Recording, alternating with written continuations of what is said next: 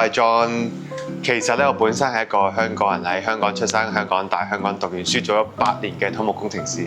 中意去唔同嘅 coffee shop 去飲啡，因為呢個係最快可以同人哋傾偈 social 嘅一個環境。呢條街當年喺 National Geographic 裏邊一個城市攝影比賽，2018年攞咗獎。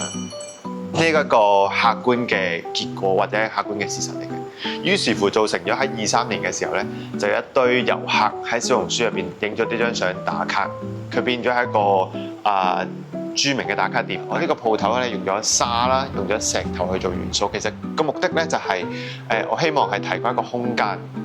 咁正如我鋪頭寫住 aroma 呢個字咧，其實除咗係香氣，中間加多咗個 O 咧，就係代表一個空間 aroma。咁咩為之一個空間俾客戶咧？就係我希望可以同任何嘢、任何品牌去做聯動。咁呢個係鋪頭嘅第一個計劃，就係 keep 住會有一啲軟裝一啲展覽，令到俾客戶有一個新嘅感受。咁嚟緊咧7月底咧，其實仲會有一個亞洲前50 HFF50 酒吧嘅頒獎禮。咁亦都想咧趁住呢個機會喺鋪頭咧去推廣酒吧嘅呢件事。今次咧其實一個書法展咧可以以一個幾有趣嘅分享，咁就攞咗我鋪頭同事嘅口頭禪去做。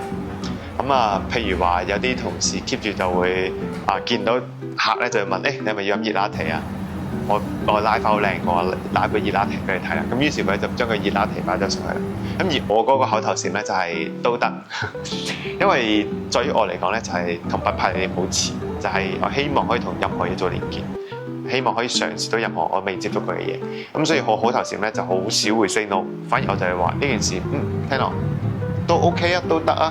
咁試下去做啦，咁所以好多時就講都得，咁就會係將呢句嘢呢個字寫咗喺個 sideboard 上面。有陣時客咧其實坐喺度嘅時候望得到，都會問：呢啲書法幾靚喎，但係寫緊係咩字嚟㗎？咁我就會有個機會可以同佢哋去咁樣展開一個話題，展開一個對話。